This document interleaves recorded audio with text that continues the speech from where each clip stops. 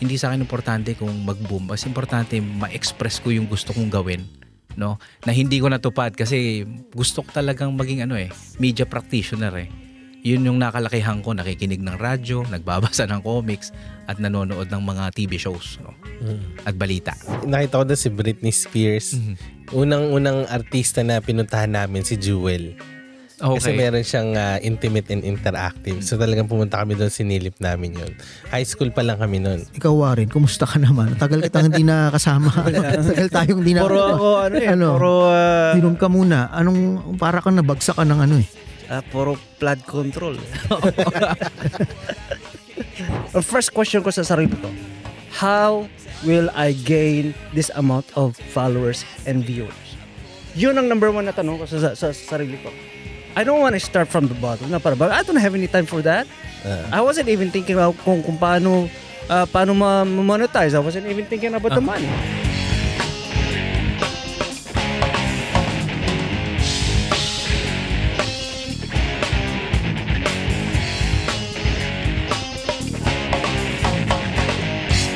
Ang ating special guest for today, Kuya JDL.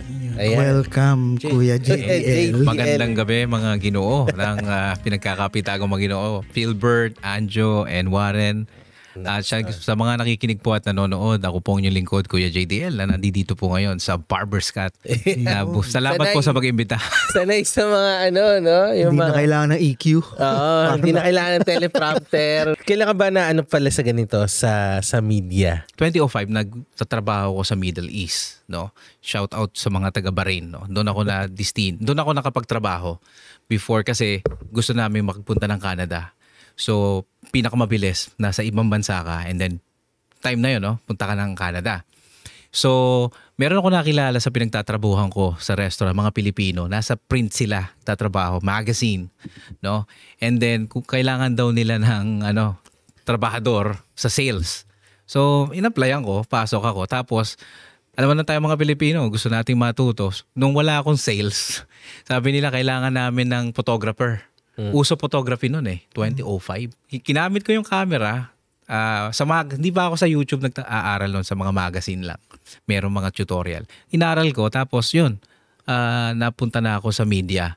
2020, pumutok yung pandemic.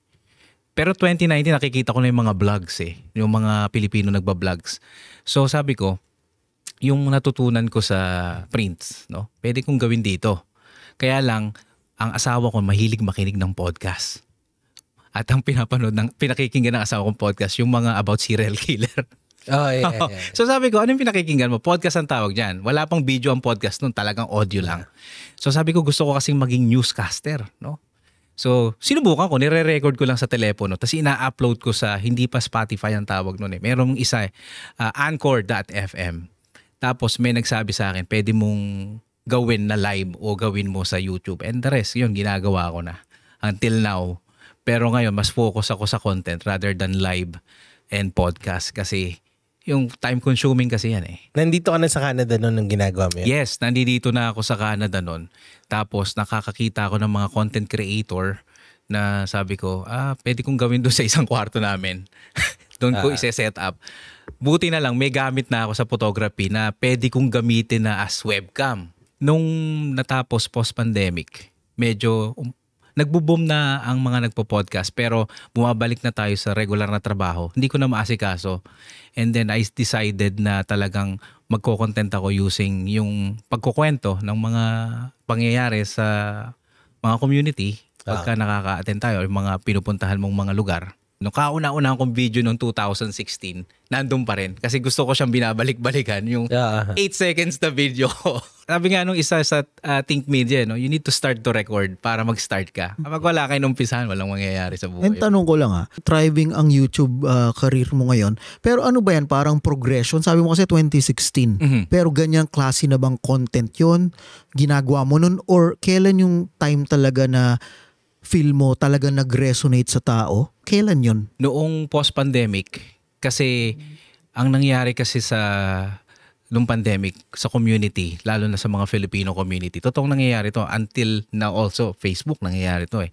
Meron tinatawag na yung mga kanya-kanya din niya na team eh. Mga Pilipino mahilig sa mga team. And then doon mo siya make mga community ka na suportahan, no? So nung nawala yung mga ganong community post-pandemic, sabi ko, hindi ako masaya kapag ganito. Parang you need to have community para may manood sa'yo. Ayoko ng ganon. Parang hindi ako happy. Yung gusto ko, gagawin ko kahit na walang manonood. Basta yung gusto kong ginagawa ko, gagawin ko. Kasi before 2020 nagkausap tayo eh. Tumatak sa utak ko yun. Nagpunta ako dito. Oh. And then, natandaan ko na baka mamaya pag halo-halo magmukhang chop suey. Ako? Oo, yes. Anong Meron tayong ginagawa nun. Teka lang. Meron tayong plano nun. Ibababuhok Hindi ko gagawa na, ako or ng ano. Hindi, pumunta siya dito Yeah. para may pinipitch. Or kasi naghahanap tayo ng content nun. hala, ulyanin na ako. Ako ka na. Anong Nakita ko na. Hindi, as in may kasama ka ba? Sa tayong dalawa, ako lang, tapos gabi nun eh. No, medyo maulan-ulan pa nun eh. Hala, Yeah. Pinakita, nagpipitch ako ng parang yung programa ko, may programa kasi ko sa OPM Afternoon Drive sa YouTube. hala, papatingin ako sa doktor. Oo, Parang meron na namali OPM siya ako. afternoon drive. Hindi, ako actually naalala ko lang rin nung nag-message siya sa IG. Tapos may message ka na 2023. Oo. Alam mo, so Sabi ko, andang number one na kasi ako mahilig ako makinig sa mga tao na may alam eh, no?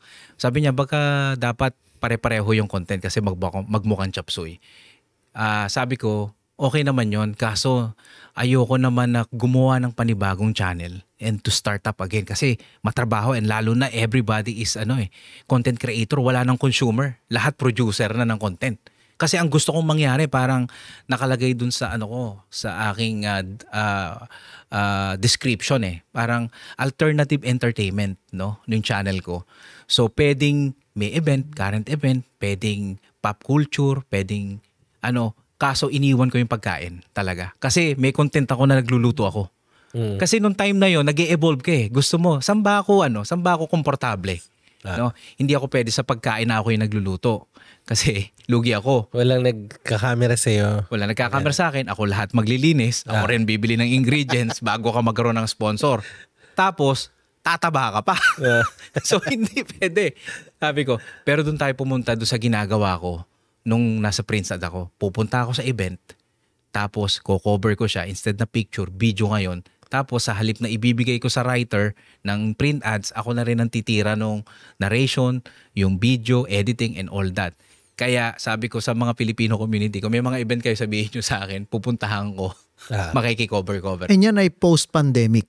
Post-pandemic. So kumbaga dyan talaga nagsimulang sumabog. So although 2016 ka pa sa YouTube, yan yung feel mo talaga na nag-resonate sa yung kumbaga yan yung Yes. momentum dyan talaga. Doon talaga. Okay. Hindi sa akin importante kung mag-boom. Mas importante ma-express ko yung gusto kong gawin.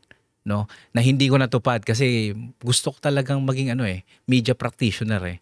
Yun yung nakalakihan ko, nakikinig ng radyo, nagbabasa ng comics, at nanonood ng mga TV shows, no?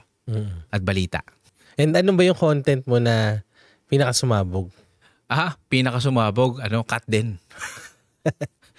Si, Nandito sila? Nandito last year. yung Oo, yung sabi ko Anak mahilig ni kasi Noli. ako makinig ng Joke. manood ng Christopher Min eh. Hindi, yun eh, nagkataon lang na may nakilala ko na mga kilala dito sa community ng mga Filipino. Pwede ko ba i-shoutout? Sige. Shoutout ko lang si Cathy Oriel tsaka si Sir Fred Oriel. No? Kasi customer ko sila. Golden Lechon? Golden Lechon. Ayan. So, pinakilala nila ako sa community. Ginawa ko sila ng content. Parang in-interview ko si Sir Fred tsaka si Ma'am Cathy. Magkahiwalay sila. Isa about yung sa cuisine ni Sir Fred, yung isa sa charcuterie ni Ma'am Cathy, no? Tapos sabi nila may darating daw na artista.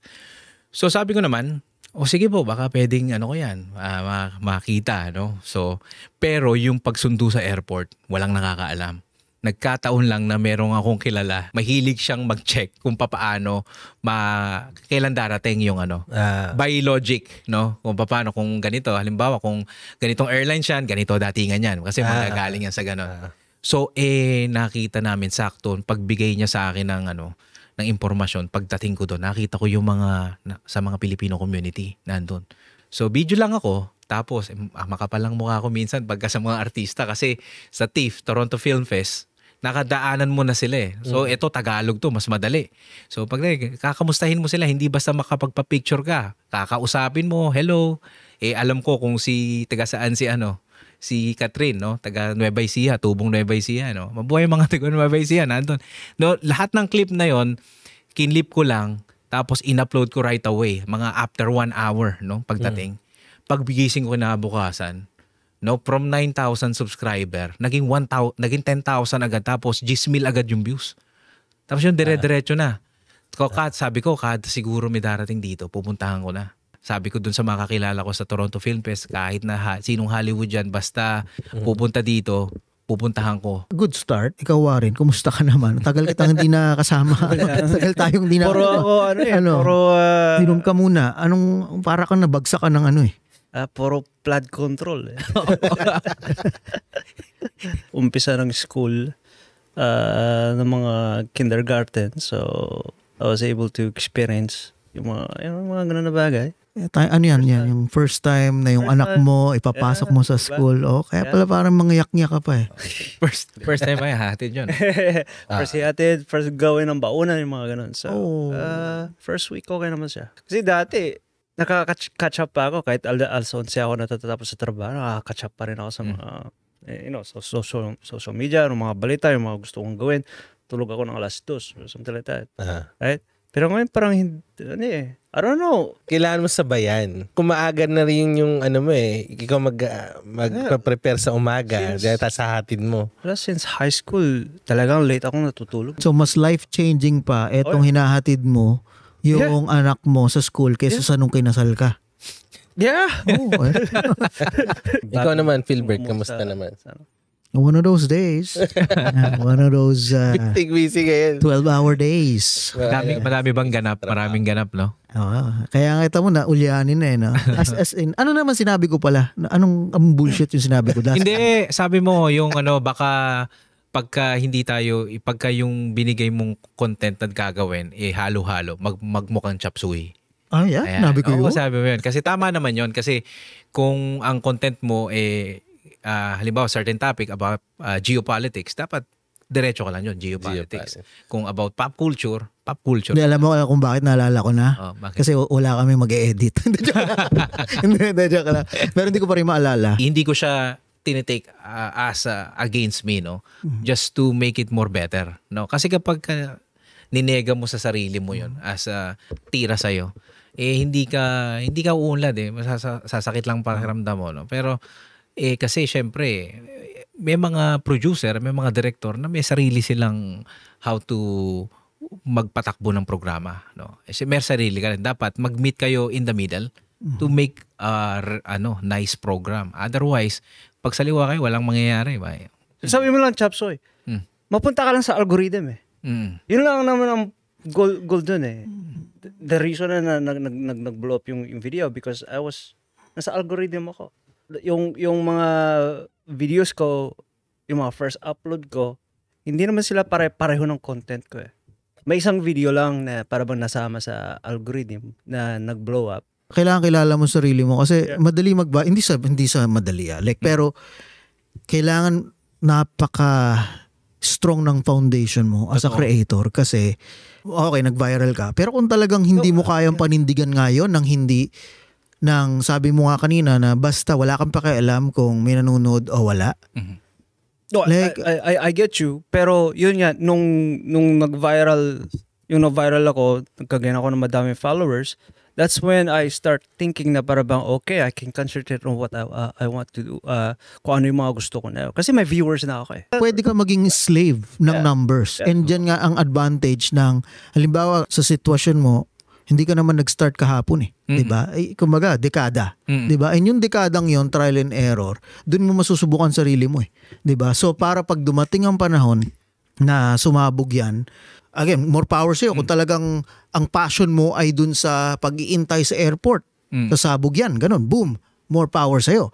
Pero kung yung susunod mong point o ang motivation mo ay mai-stuck ka dun dahil yan dun yung 10,000 views di ba? Yan na medyo slippery slope. Oo.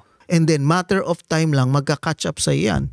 And then slave ka na ng numbers. Versus baka nga talaga ang gusto mo is ganto kala o mag-evolve. Contrary, hindi. Ang motivation ko, yung monetization. I'm not here for the likes. I'm not here for the followers. You know, kasi yun ang point ng mga gustong creator ngayon eh. Kadamihan. I'm saying, kadamihan, right? Is they want to monetize their content. Pero kaya nga kadamihan nagpe-fail.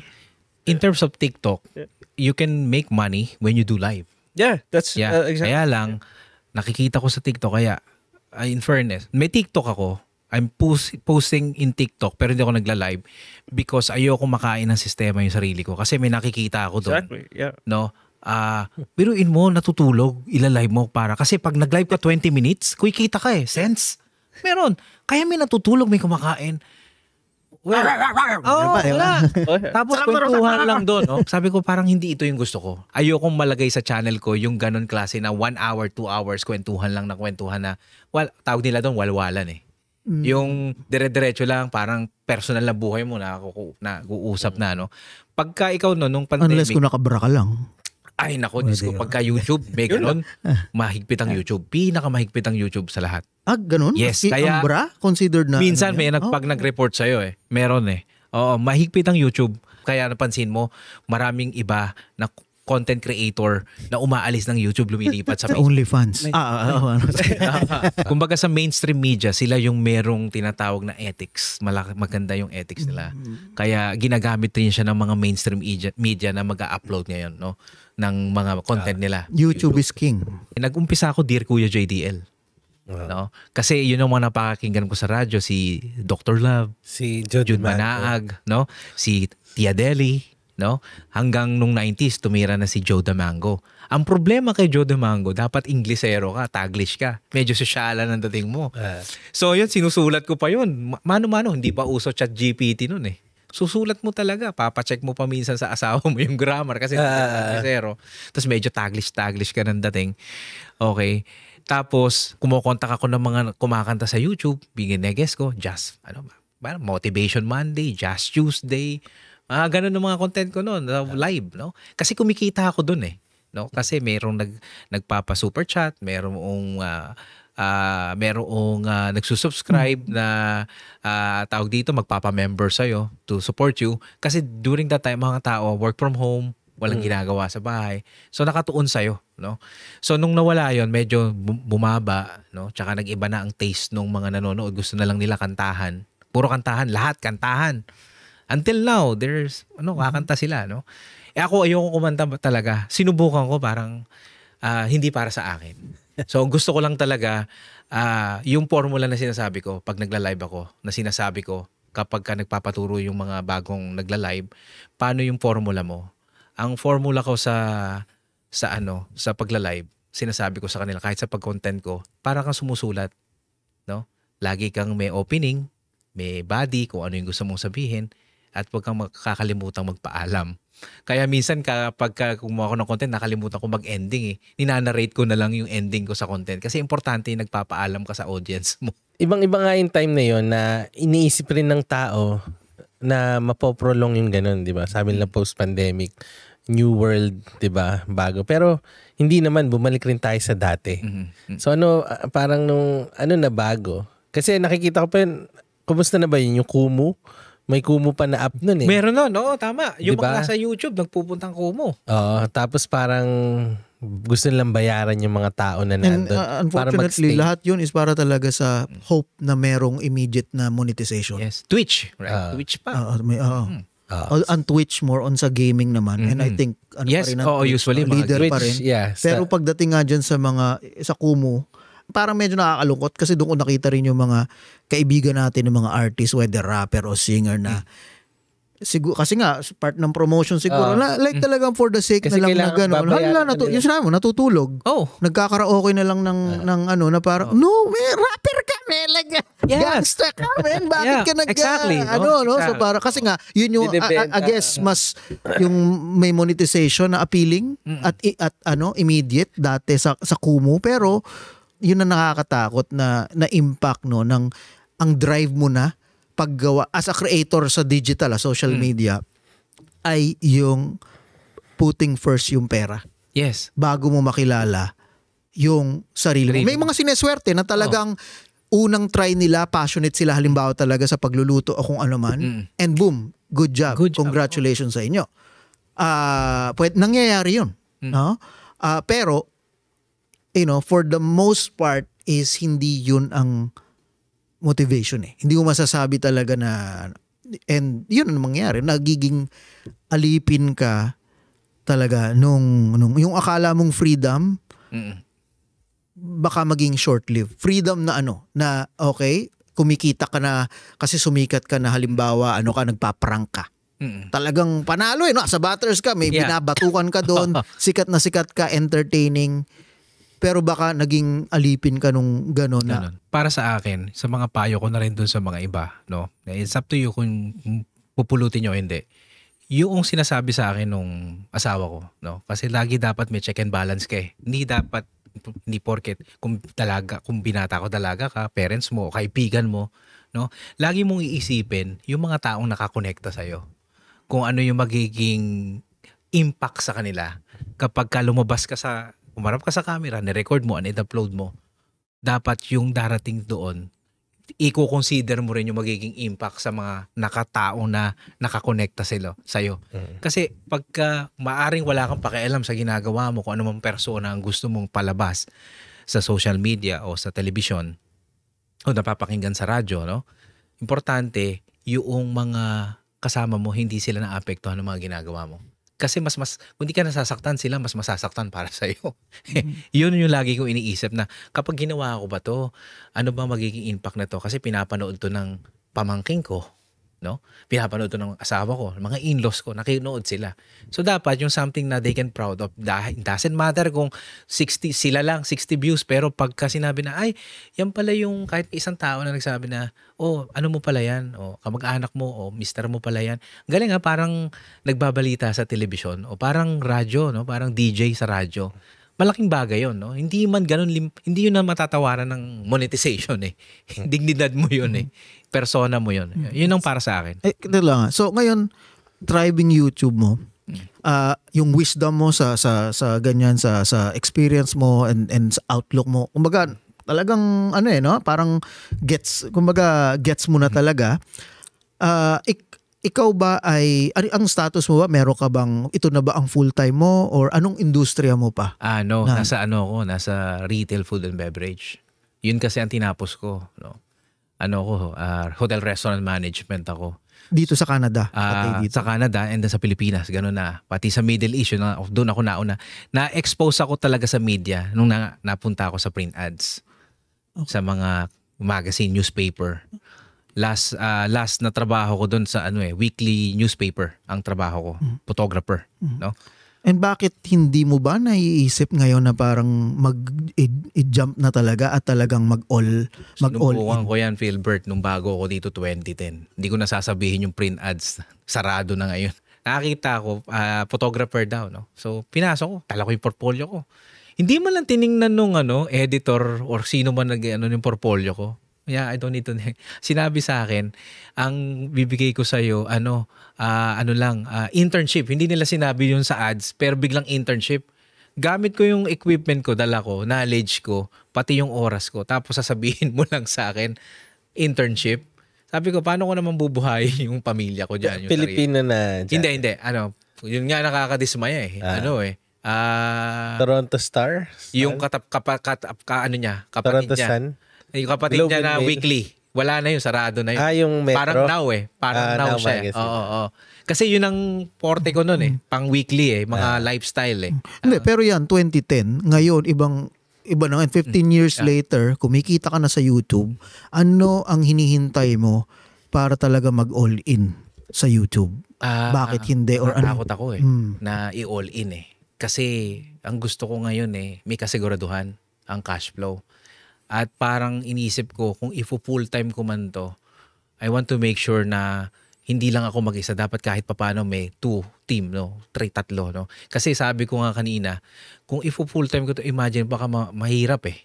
Kasi, pero hindi ba sa tingin mo, minsan ang nag-hold back sa'yo subconsciously, alam mo yun, minsan pag talagang kapit na sa patalim, yun ka makakadiskarte na makakaisip at makakapag-execute ng mga idea na baka yun yung hinihintay para ma-take mo yan sa next level. Kasi, bihira ang kumikita sa YouTube, no, na lalo sa, sa dito sa North America, lalo sa following mo, na ginagawa mo ganyan. You have to do the math. Hindi naman Pero yun nga, like, minsan susugalan mo. Para kumita ka lang sa YouTube, you probably have to at least have 100,000 viewers or even more hindi, than that. ganun nga siya eh. Hindi pa ako ganun, level. Isang So, Yun nga ang debate doon. Yun nga yung next step. Ibang usapan kung tipong $5 ang kinikita mo monthly. Hindi kita siguro dedemonyohin. Okay? Pero kung 3 figures, 4 figures 'yan. Kumbaga anak ka na ng Diyos, di ba? Dumarating sa akin yung punto na 'yan. Pero sabi ko, kapag ka dumating sa punto na ganyan, ang hinihintay ko yung Facebook kung mag-boom. Pag nag-boom yun, kakamonetize ko pa lang. Yung YouTube kasi para sa akin, siya eh. Alam mo yung parang ang iniisip ko doon, retirement. Para sa akin, pag nag-retired ako, aside from sa pension ko, meron pa ako na pinaglilibangan na kumikita. Pero ayoko siyang isip. Kasi para sa akin, nung naging photographer ako sa newspaper, dati fun lang siya eh. Nung naging trabaho ka na, hindi na siya fun eh. Paano kung halimbawa na layoff ka, tas may EI ka? And I'll cross the bridge when I get there. Ayoko magsalita ng tapos. Ano ang fun sa'yo ngayon? Or hindi mo pa rin alam kasi dati baka ang sa fun puso sa akin mo talaga ngayon pagka pumupunta ako sa Parang maliit na events. event, mga Filipino event, yung mga vendors kilala na ako, no? And then minsan nahihiya na ako eh nung they give something sa'yo na small token, no? Kapag kasi minsan naigawan mo sila ng storya, no? Nalagay mo sila, na-features mo sila, na nakakataba ng puso, no? Yung parang they give gratitude dun sa ginagawa mo para sa kanila in your own little way. Tapos may mga nakakakilala na sa'yo outside, no? Malaking bagay, nakakataba. So maski araw-araw mo gawin yan, sa tingin mo, nandyan talaga ang calling mo sa ganong klase ng content? Palagay ko nandun to Wow. storyteller. Naiingit nga ako kay Anjo nung ang ganda nung segment Angiology. Ganun eh. Yun yung mga ganong klaseng tirada ang gusto. Maski ganon ang views? Wala eh. Hindi kasi, alam mga tao kasi ngayon, gusto nila ibang dating, no? Ako gusto ko traditional eh. Na kahit na buklatin mo yan in the next 20 years, preference yan eh. Kasaysayan yan eh, no? Maaaring yung mga tao hindi nila na-appreciate yan, pero pag binuklat mo yan, yun pala yun. Sabi ko sa'yo, patience lang eh. Music video? Ano sa akin yun? Yung MVA? Yung yung sa may CP24, yung sa may Queen Street, yung yung... yung 299 Queen Street. Yes, 'di ba meron doon dating ginagawa na parang awards, no? Ah. Yun ang unang event na nakita ko ang mga artista na ni minsan na makakakita ko ng mga foreigner na artista. Hindi pa ako nagtitif noon kasi 2011 ko yata nakita yun. Ganun lang, di ba? Selena Gomez. Batang-bata pa doon sa soundcheck. Nakita ko doon si Britney Spears. Unang artista na pinuntahan namin si Jewel. Okay. Kasi meron siyang intimate and interactive. So talagang pumunta kami doon, sinilip namin yun. High school pa lang kami noon. After ng interview, si Edge tsaka si Christian, mga wrestler, yung nakasalubong lang namin. So, yung ganun eh. Parang gusto mong ikwento yung culture dito. Exactly. Sa Yun yung gusto ko. Na minsan siguro, yun ang mga dream project ko. Kapag yun siguro, kung magpo-full time man ako, yun ang mga titirahin ko. That's it, start tomorrow. Yun. Halimbawa, may yung mga ginawa ko sa Pilipinas, na nagbakasyon ako sa Pilipinas, hindi ko pa lang napopost, no? 40 years in the making, hindi pa ako nakapunta ng Baguio. So, nung pag-uwi ko, pumunta ako. Never! Kaya meron ako script na umpisa, maniniwala ba kayo na sa edad kong 40, hindi pa ako nakakatapak ng Baguio, tapos blah blah blah. Tapos may mga video ko doon, tapos may mga script na, well, it's not the same as other na may team talaga na gumagawa nun. Pero it's good enough for me to satisfy my storytelling capability. Na hindi pa ulin lahat. Kung ano man yung mga bagay na hindi nyo pa napupuntahan, hanggat kaya pang lumakad, hanggat meron pang oras, puntahan mo. Pero ngayon ba at least weekly nakakapag-upload ka? Yes, ngayon TIFF nga, araw-araw eh. Yung hot potato. Pag sinabi ng mga, ng mga writer nun sa editor, Stan, hot potato in the bin. Pupunta na doon. Sa kailangan eh. Kasi pagka pinalagpas ko yung another 2 weeks, hindi na siya hot potato. Ngayon dapat pabilisan eh. Yes, pabilisan. Oh, Kyle ha, hot potato. Oo. Angelina Jolie, paglabas, sabi ko, buti nga ngayon, hindi ko na binublutot sa camera yung mga USB-C, diretso. Dapat, alam mo na kung ano yung clips na kailangan mo. Hindi ka kuha ng 5 minutes clips. Tapos ikaw yung nagagalaiti sa sarili mo. Pinapayo ko yan dati sa live stream ko. Mga nagtatanong sa akin, paano ako mag-edit. Ewan ko, wala naman nakikinig. Sabi ko, wag kayong kukuha ng buong clip unless yan ay interview ng 5 minutes. Dapat kung mga pambiro lang yan, kung 4 seconds, 5 seconds. Tapos pag didikit-dikitin mo, iba't ibang angulo para mukhang marami kang camera. No? So, Angelina Jolie, 34,000. Isang bagsakan. Ewan ko ngayon kung ilan. 34,000 na views? Oo, sa shorts. At ang shorts, sa kumikita na siya. Ang shorts, yung mga parang reels, meron siyang... Ngayon, yung shorts na yun, 34,000 na yun, sa ilalim nun, may related videos. Doon mo i-relate yung long form. Yun nga yung maganda sa YouTube eh. No? Oo. Kasi 30 cents kinita natin last month. Yeah. Sa shorts. 30, malaki respeto ko, Gilbert, sa Anjo, Warren, sa Barya. Lalo na pagdating ko dito. Tawag sa akin ng pamilya ko, Barya King. Namumulot ako ng barya. Anong pagdating ko dito? Yung uso pa penny. Penny po is 1 sentimo, no? O sa mga Gen Z na hindi nakakaalam. Tinatapon niya ng mga hindi siya nakakalat dito. Tatrabaho ko si N-Tower. Pulot ako ng pulot eh. Tapos nalagay ko sa tapos ibabalot ko yan. So meron akong pangkape after a week, no? Tama. Ganun lang. Kaya kahit na 30 cents yan, papasalamat ako sa mga Ngayon after a month na para makapagkape ka. No. Mahal. Kaya yung dati hindi ko pinagtatawanan ko yung shorts eh. Kasi ayoko yan, pangit yan, shorts form. Kaso kapag ka pala content creator ka, doon pala masusubok yung galing mo kung paano mo pagtutugtong-tugtungin in 30 seconds or 15 seconds yung mga storya. Tsaka yung mga Facebook ka, may piso na ako, totoo ako eh. So ang ginawa ko, nung na-monetize ako ba, okay to, ginawa ko, post ako ng post. Ngayon may bago akong segment sa Facebook, ginawa ko ng segment. Yung gusto kong segment na mayroon akong punto ni Abe. Yung mga, hindi kumita yun eh, kasi wala nakikinig nun eh. Ginawa ko, hindi ko sasabihin, tinype ko lang. Ang tanong sa araw na to, may mga tanong ako doon. Halimbawa, ang tanong ko kanina, kung merong nang api sa'yo, kung meron na bang nang hamak sa'yo, yun ang sabi ko, nang hamak. Kung oo, paano? Walang mga sumasagot, pero may mga nag-i-interact. At least, yun kumikita ka doon eh. No? So sino yung mga usual na crowd mo? Filipino-Canadian din? Ngayon, nakikita ko sa Facebook, sa YouTube ngayon, dahil Toronto Film Fest, makikita mo doon Canadian. US. Pero sa YouTube, sa Facebook, makikita mo pa puro Pilipino pa eh. Kasi ang katwiran ko dito, mga abe, sabi ng mga abe, katwiran ko dito sa Facebook ngayon, dati ayoko ipamonetize yan. Kung yung mga marites, galit kayo, pagkakitaan nyo na lang sa Facebook. So, kung ayaw nyo ng mga marites, dahil nagagalit kayo, pagkakitaan nyo na lang sila para pakinawakan nyo sila. Hindi pa ako nakakapag-monetize. Nag-apply pala ako, ganun. Nag-apply ka pala. Kumbaga pag kahit nag 5,000 ako. I think yung depende kung ilang traffic yung mga nasa Hindi marami nga pag iba ang metric nila, not just engagement. Kasi yung mga last na mga post ko, okay na. Kasi nga aware na ako na ganun, di ba? Ay, sumipag ako nung nakita ko 2 weeks ago na na-monetize na ako. Itry mo yung mga balita na maasar sila sa balita na yon or something like that. Oo, minsan or yung mga talagang kasi doon sila magre-react. Pero yung engagement. Pag ganyan kasi parang kung di mo kayang panindigan yan, madali parang for example, yung kaibigan natin hindi nga yun eh. Parang sobrang saturated na ngayon for eh. example, I'm pretty sure yung monetize magkano kinikita na nun. Pero yung mga Facebook na post nyo sometimes, either I agree or disagree, and I still looked at it. Diba? Pero it hits me. Diba? Nahihita ko eh. Kailangan ko i-transition muna yung Facebook na yun. Na ang andon is yung mga pamilya mo. The goal is...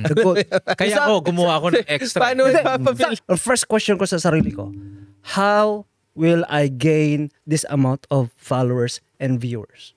Yun ang number 1 na tanong ko sa sarili ko. I don't want to start from the bottom. Na parang, I don't have any time for that. I wasn't even thinking kung paano ma-monetize. I wasn't even thinking about the money. But alam ko, in order to be successful is you must be you must have followers and you must have viewers or yung mga likes. That's how yung policy sa TikTok. You know mo, it doesn't matter kung ano yung content mo. You just have to go with the flow. Hindi yan yung mindset na parang hinuhubog eh. Eto ginagawa namin eh. Sobrang grateful tayo na nasa posisyon tayo na day in, day out, ganito. Ang least na pwede nating gawin ay i-practice ko ano yung pinipreach natin sa sarili natin. If you want to be a successful or you want to grow talaga, you still have to think about how you feel, how to grow. Kailangan is makilala mo sarili mo. Yeah. Like, pero kung ang ultimate premise mo is go with the flow, kasi yon okay, short-lived, okay, pero ma-e-exhaust ka dun, and after that, now what? Hindi, tsaka Warren, pagka go ka lang sa flow, tapos hindi ikaw yon, yung audience mararamdaman na ini-imitate mo lang eh. Hindi ako yon. Hindi siya yan. Hindi, parang nakikita eh. There is yung mga pwede mong gawin na para bang okay. I know, pero hindi part of ordinary to na ginagawa ko or they may not like it. Pero para bang you still have to like, paano ako maging relevant? Yung gusto kong gawin. No, yun nga yung point ko. Kasi sa ginagawa mo halimbawa, okay, hindi ka kumikita, and puhunan mo lang is just make sure na enjoy ka sa ginagawa mo. So kung enjoy ka sa ginagawa mo, na discover mo yung AI, yung music side mo, ganun, great, more power. Pero imagine mo lang dahil sa paano kung mawawala ang kanang loob ngayon. So dati, every week nag-upload ka, pero dahil nga feel wala naman akong pera dito, papalit ka na naman para go with the flow. Ay nasa maling I shift strategy. Kasi yung video na ginagawa ko dati, yes, it blown up, pero it wasn't making money. Pero think of strategy, nag-focus ngayon ako sa music. Spotify. Actually, ang target ko ngayon is YouTube Music. YouTube Music, I'm getting royalties actually. May views. Mayroon ka ng download sa mga music? Oh yes. If I can make 10 cents out of within 1 month. Akot lang, di ba? 1 month sa isang kanta, like I don't know, wala pa sa akin yung mga analytics. I give delete sila 3 months right? I give you some people na delete sila sa TikTok. Right? So yung mga royalties mo pala makikita mo. So I changed yung strategy ko. Yung AI dati na ginagawa mo mga video, ngayon. Everybody wants to do it as a full-time kumbaga, then you can guarantee like at least wala akong tinataraw, may royalties ka. No, pero not for full-time. Right? Meron akong suggestion sa kanya para ma-harness niya yung millions of views niya sa TikTok ng mga ginagawa ngayon. No? Usually yung iba, ginagamit yung TikTok tulay para pumasok dun sa long form of content na YouTube. And the same thing as YouTube people using YouTube para makilala rin sila sa TikTok and Instagram and Reels. So you can harness that one. No? But everybody's doing AI music. Right? So ako hindi naman sa inaano ko yung AI. It's a technology. We need to maximize it. Pero ako kasi mas more ako doon sa flesh, yung tao na yung real na talagang ganon. Pero yan na yung trend ngayon pagandahan ng AI, pero good thing naman wala yung mga tao, may mga tao pa rin, may mga audience pa rin para sa authentic raw types of video and at sa ibang mundo para sa akin naman yun sa monetization na mainly sa music. Kasi pinag-uusapan natin dito ay sa YouTube. Ang YouTube naman mainly is para nga sa long form content no.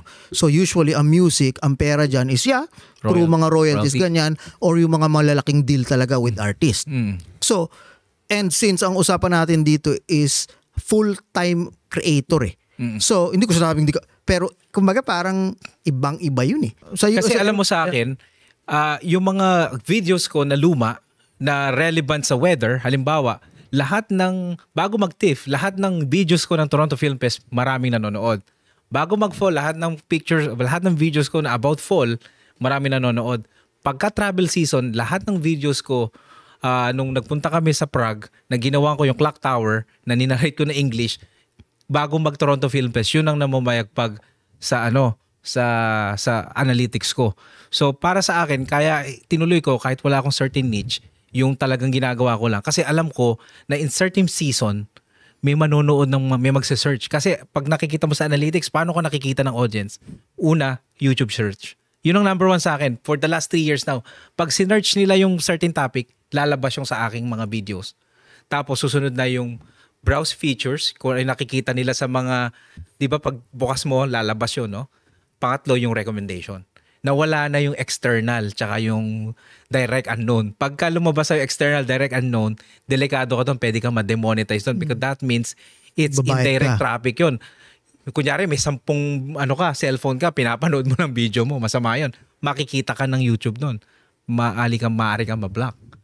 Kaya sabi ko sa mga kamag-anak ko, kung papanoorin nyo yung videos ko, skip nyo yung ads. Huwag nyo sasabihin na don't skip. Kasi ma-trace nila yan eh. Bakit hindi nag-skip ng ads? Usually kasi, ni-skip yung ads eh. Kumbaga alam nila kung natural na tao Yes. yung Yes. Lalo ngayon sa $50 mo, ang dali nang kumuha ng mga fake na di ba? Yes. Engagement na or ano. So, mas magaling silang maka-check ng fake engagement ang YouTube. At saka no choice ang creator ngayon kasi sobrang saturated na. Ang only way lang, and ang napakatalino ng algorithm, ang only way lang talaga is kailangan mo mag-stand out. Yes. Tsaka kaya ako hindi ko rin ginagamit basta-basta yung Buhay Canada, yung ang hirap pala dito sa Canada. Hindi ko tinitira yung mga gumagawa na, no? Kaya ang dami nun eh. Ang dami nun eh. Kasi kaya hindi ginagawa yun. Iba yung 10 years ago pa ako nakapunta dito eh. No? Ayoko, iba yun na yung way ko ng pagpunta dito sa mga pagpunta ngayon. Yeah. Unang-una, number 1 na ayoko inform, no? Kasi baka mamaya ako masisi kapag nagsabi ako. And besides, ayoko yung pakita ko yung halos personal na buhay na kasi yun eh, kapag tinapik mo yun eh. I want my personal life medyo na rin. Kaya hindi na ako masyado nagko-content na yung mga simpleng gatherings, hindi ko na masyadong kino-content yon. At much as possible, kapag may pinuntahan kami, yung scenery na yung pinakikita ko at kung ano yon, hindi na yung about sa akin. Kasi minsan yung mga tao hindi na sila happy kapag nakikita lang nila mukha mo. Yung gano'n. So, siguro umpisa lang just to start. Pero hanggat maaari, yun na, iniiwasan ko na. So, hindi ka rin tatawid sa politics.